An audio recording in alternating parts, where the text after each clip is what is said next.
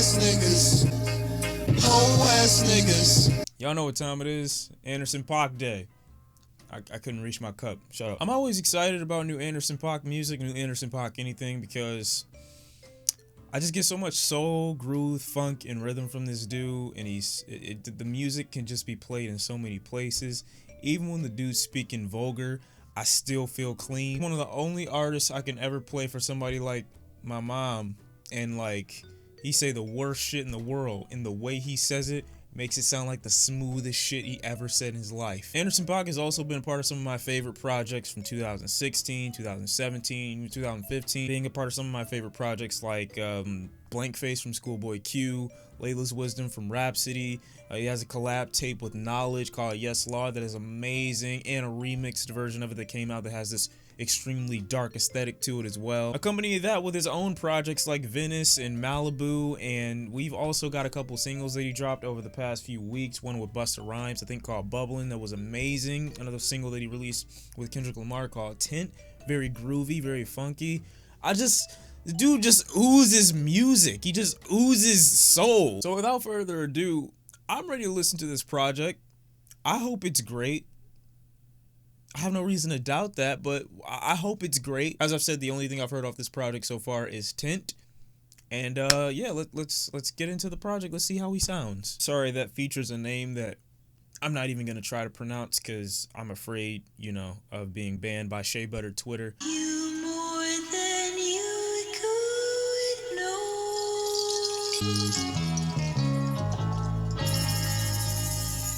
What is that? If I was wearing panties, they'd be off.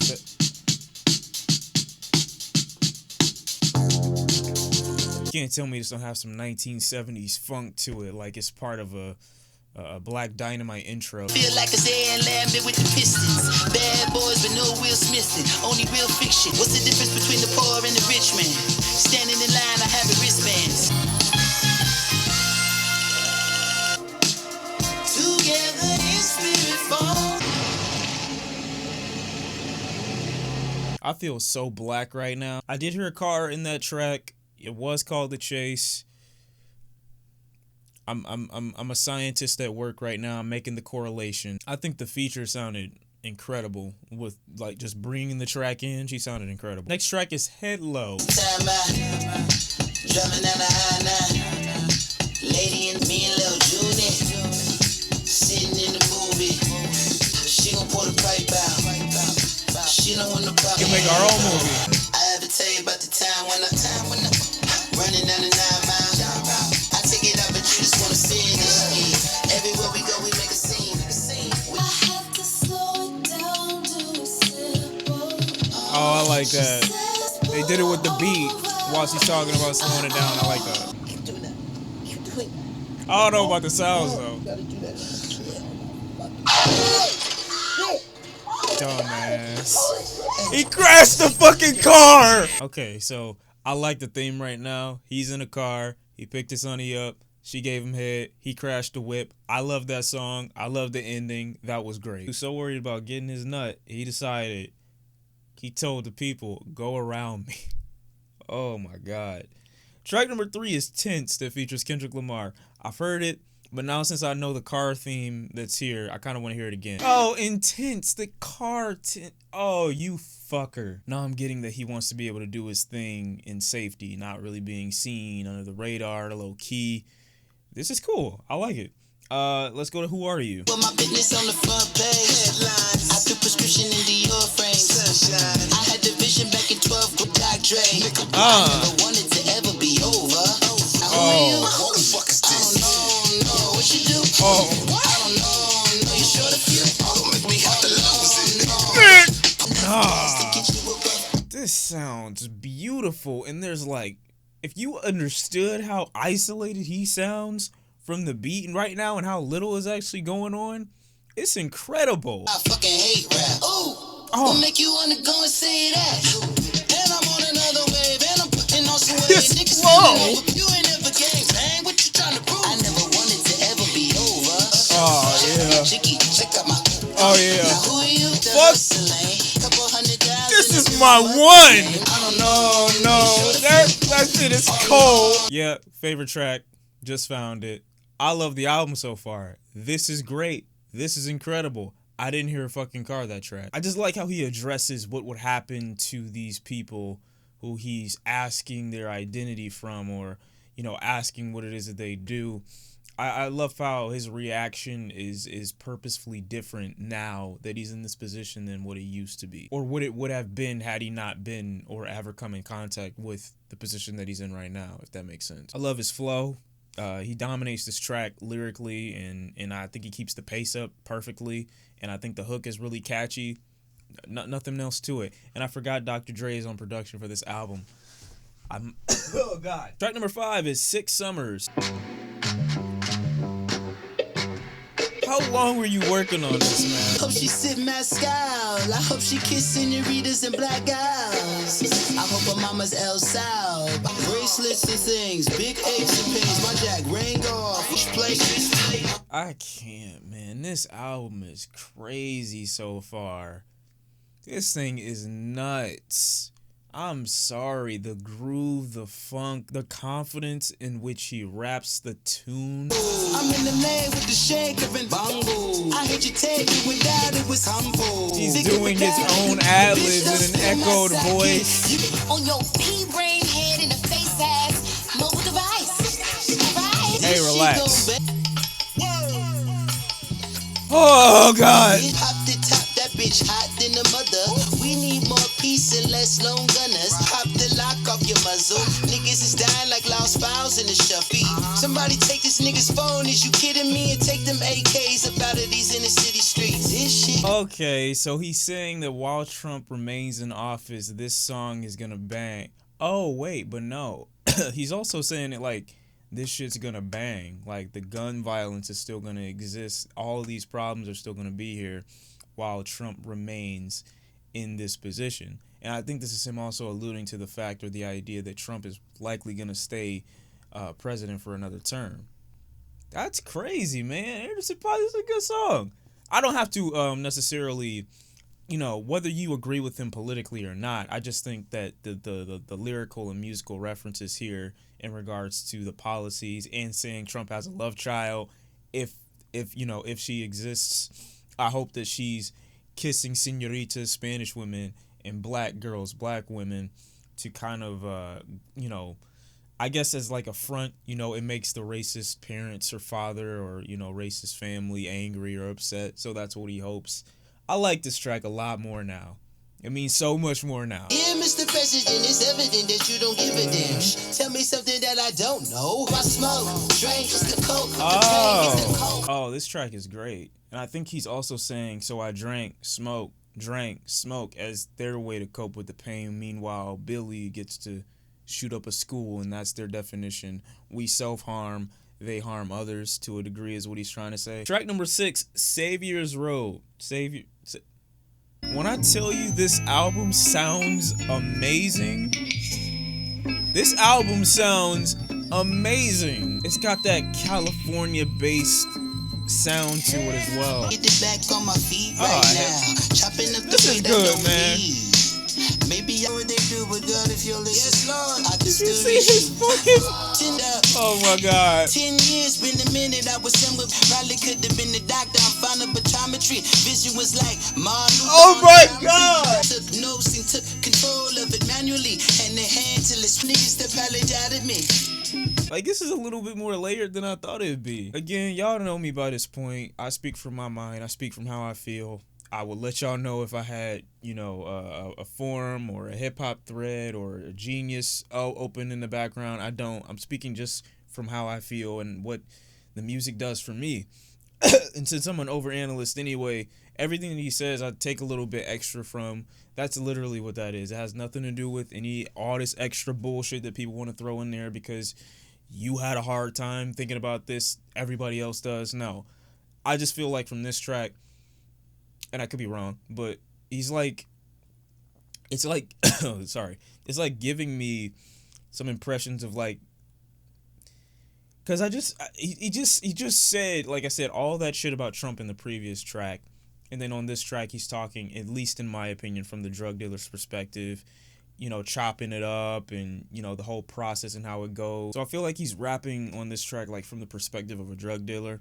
I love the flows here. I love the instrumental. The production on this album is so groovy. Track number 7, Smile/Pretty. Just what does it take to be the apple of your iris? How much of this bullshit until we reach the pasture? You're chatting casually about how you think monogamy is something of the past. But baby girl, your actions speak something totally opposite. Oh God, man. He's speaking to me right now. This is a whole nother level of just wanting to be friends with someone and them saying that they can be just friends with you, and that's not what they really mean. Like, this is a whole nother level of speaking to me right now. I'll back another one just to piss you off and shit. I was gonna say I didn't love the beginning and how long it took to start, but then this happens.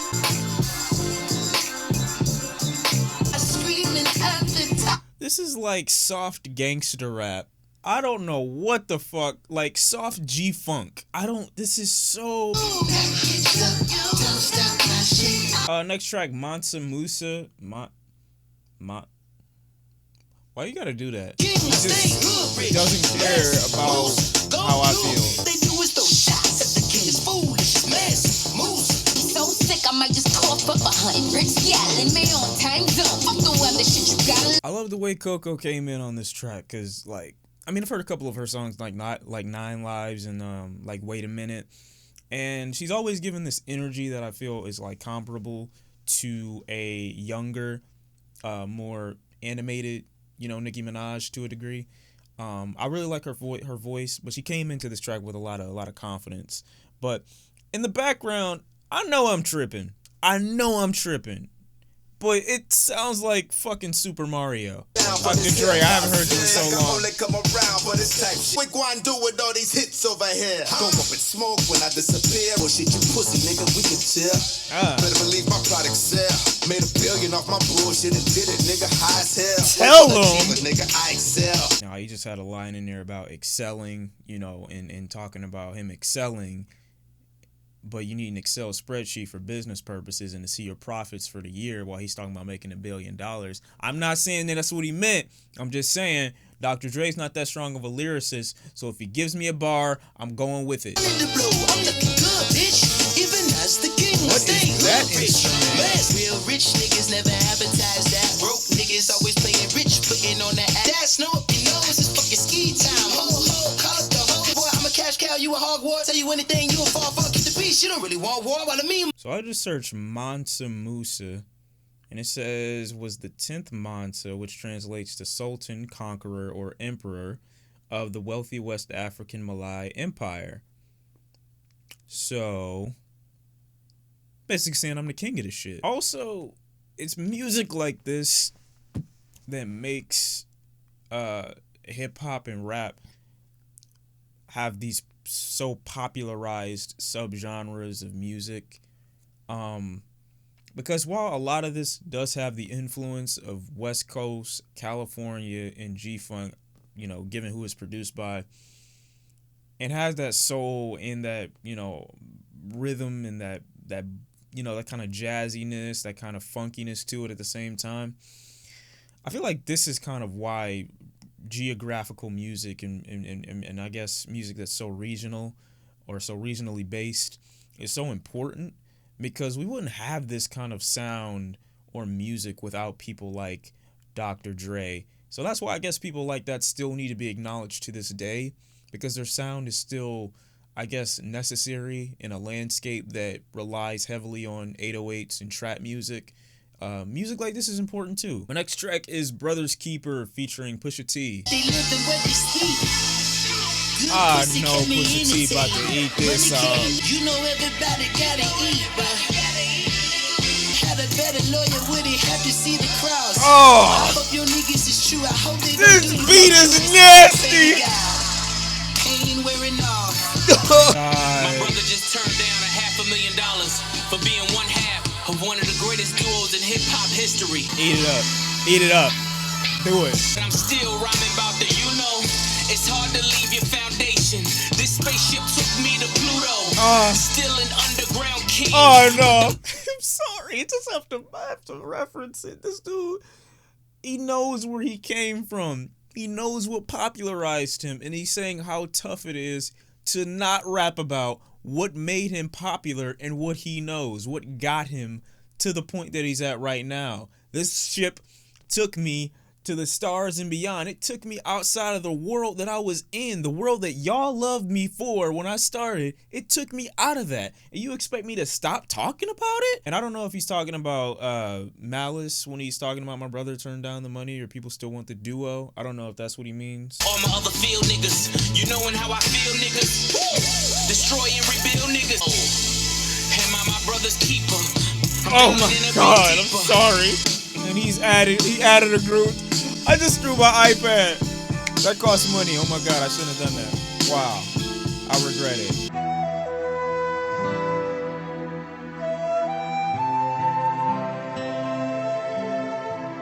I don't want to say it.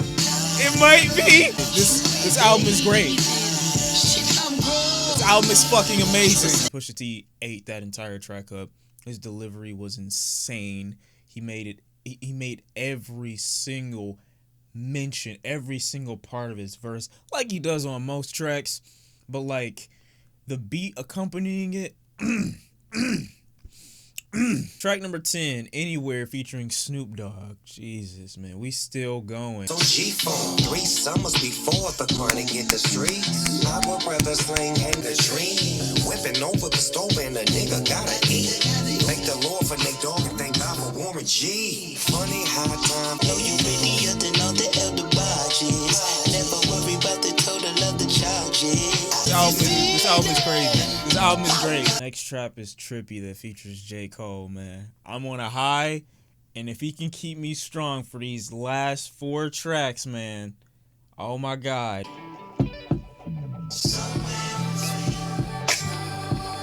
I was about to grab my phone and tweet out that this is a great album, but he just did that. I ain't gotta prove to you that I got bread. Niggas talking money, but be broken in the bed. My fucking hoes leaning all to the left. Don't know why they rock with a nigga, but they did. Oh, nah, that's funny. Fucking hoes to the left. Or could have to the left, because your bed's broke. J. Cole, you so corny. But that was good.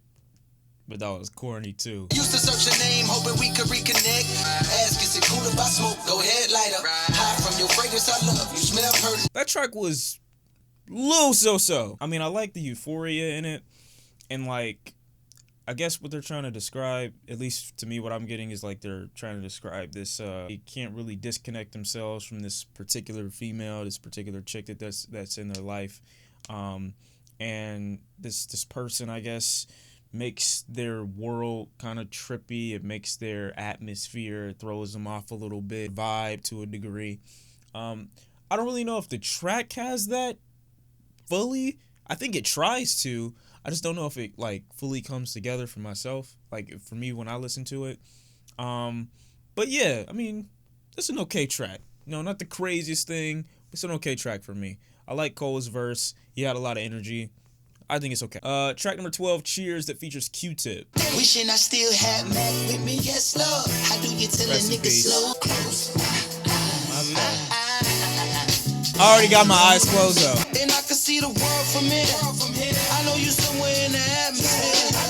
I know someday I'll meet you halfway there. And this is me being an idiot, just now realizing that this whole song was a tribute to Mac Miller. The entire verse. Rest in peace, Mac Miller. Again, the album just got that much better while I was editing this, and I just realized. And even better, he's upset with the other people who are pretending that they actually cared about Mac Miller while he was alive. He's saying that how he's gonna be with Mac Miller at some point in life, how he needs to close his eyes to appreciate him, and I'm crying. Now look around, last man I like standing that. room rent, crying like a child trying to understand it. But the picture I painted with you in it has faded. My queen, my dreams, and even my wages. I know what it means to lose everything when you made it. When he mentioned Anderson .Paak, when he mentions I wish Mac was still with me, because I do remember their track Dang off The Divine Feminine, which was a great track in my opinion. I thought that was really groovy too. He adds so much soul to everything that he's a part of. I like how on this track Q-Tip doesn't sound dated. Like they kind of transition the track for him. which I guess I wish, I guess, I don't know if it's like a handicap, but you know, most rappers, you know, at this point that are at a certain age, they have a particular style, and rather than try to make him, you know, do something or be in a space, I guess, rapping where it wouldn't seem like authentic, or it wouldn't seem that he was in his comfort zone, I feel like they made this slight transition in the beat to kind of accompany his flow, his style, and I think it was a really great idea for this track. But I like how he references, you know, losing people close to him. Obviously, he might be referencing Fife. And I think, you know, a good portion of this song is just based in disconnecting so that you realize everything that you have. Like, Cheers is, yeah, to an extent saying I'm successful, everything that I've got, but also realizing that, you know, you're in a position now that you've worked for your entire life, you know, and you might not be worried about or concerned about all the bullshit that comes along with the celebrity or all the bullshit that comes along with the media or anything like that.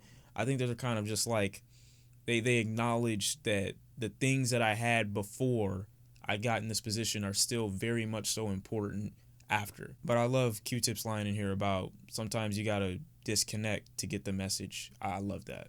Track number 13, Sweet Chick featuring BJ the Chicago Kid. I'm glad to hear from you again. She gon' have 1 million followers by the winter time. After that should be somebody got a lazy bitch. Oh, I'ma do it tomorrow. Tomorrow came and went. Oh, no. You gotta get the fuck up off me right now. Oh, baby, I've been thinking about what I gotta do. Oh, How you riding Big Band? This is ridiculous. This is outrageous. This whole track. She bashful with you, coming back and close, she ain't. what? Gotta have. You got a what? Oh, your bitch is flexible. No, you got no, yogi no. bitches now. Look, let's see if your bitch could dodge these bullets, nigga. My nigga, you know what? Bitch, come up off that. Shut the fuck up, nigga. She's You robbing come up, him. bitch. She about to die first. Fuck that. You know what? Relax. Yeah. He did all that just for the gangster bitch, like he says, to come in and just fuck his whole mood up, kill the vibe, rob him. Damn, man, that was hilarious. That's what you get, though, low key. That's what you get. But it is kind of funny. He said he's gonna sue the cougar for abusing him, and he got it on surveillance. That was hilarious. This track is hilarious. Now strike a pose for the camera, yo, and go, gal, bring it low. Oh yeah. Like a 5-star general. Oh yeah. The act the fool with it. Set it on like at the fool with it. Big hot, big cloud. You see the thing with me smoke. Now yeah, won't come rip off them claws. I love it. Pressed up beside me, hit me with your vibe, reminding.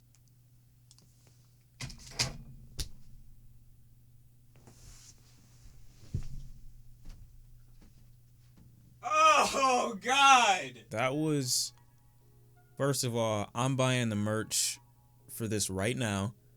I'm buying vinyl. I'm buying the album twice. I think this album is easily one of the grooviest, one of the funkiest albums I've heard all year. Easily. And it's not just because it has production from one of the greatest producers in hip-hop history. It's not because it's just a bunch of funk music that, you know, we aren't used to or we don't hear a lot of, and so we're probably overrating it because it's something that we don't really have much to compare to. It's mixed beautifully, it sounds beautiful. The transitional periods between some of these tracks, and I guess you could say even when you go to the final track, left to right, a track like that could become formulaic and repetitive very fast, but Anderson .Paak realizes near the end of the track, we need a slight change, we need a slight new delivery. He is in this Jamaican patois for a little bit, and then he goes to his regular voice when he starts his verse. Then when we get back to the hook, he delivers something completely different, something brand new. And that happens a good portion with a lot of this album. Something brand new is added. Or if there isn't, the track is shorter and there's so much in it to appreciate. I think one of the things that's going to add a lot of replay value to an album like this is just Anderson .Paak in his vocal style and his delivery.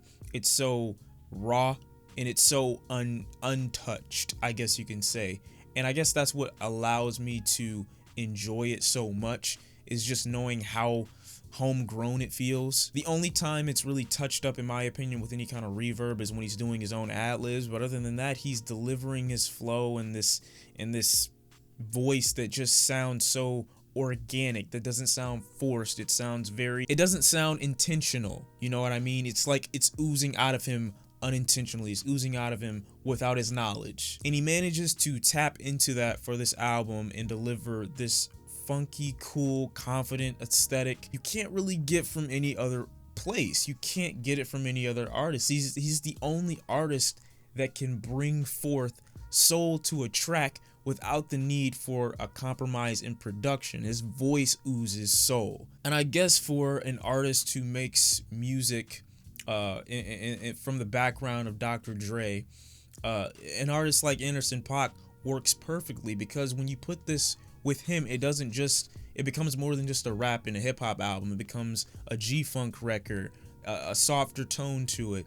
It becomes a melodic experience that contains elements of rap and hip hop. And I don't mean that for just a few tracks. I mean the entire album has this experience to it. This entire album has this feeling of class and rawness. And that's something that you rarely get, to be able to appreciate what an artist is saying from a non-vulgar point of view, even if what they're saying is vulgar, even if what they're saying is very raunchy and kind of out there. To be able to get class from it at the same time via the production, via the authenticity that you might be receiving from their voice, I feel like makes it such an organic experience. The only thing I really have to complain about is a couple of the tracks being a little long, but other than that, I really don't see much of an issue. And it's really interesting to see the lifestyle differences and changes within an artist as they transition and become more successful.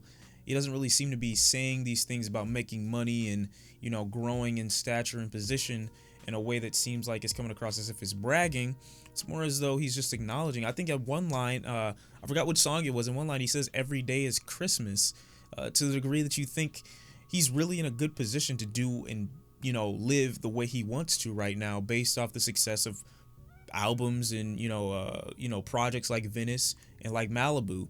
And I just realized Oxford, or I believe OXNARD, I forgot the name of the album already, is like a continuation of area that he's from, you know, in California. This here doesn't really seem like an experimental phase. It doesn't really seem like trying to see what works. It seems like confidently knowing where to place yourself. It feels like an album where he's saying, I made it. And it's a very unclouded perspective, I guess you could say. While I did like albums like Malibu, the difference between this one and an album like that is essentially the roles that they play in his career and his life. One is severely more confident and more kicking the door down instead of softly opening it up. One tries to bring you in with hand gestures, the other literally pulls you in. I just feel like this album is full of triumph, and that's it. Like, this is Anderson .Paak's triumphant moment musically. Anderson .Paak, OXNARD,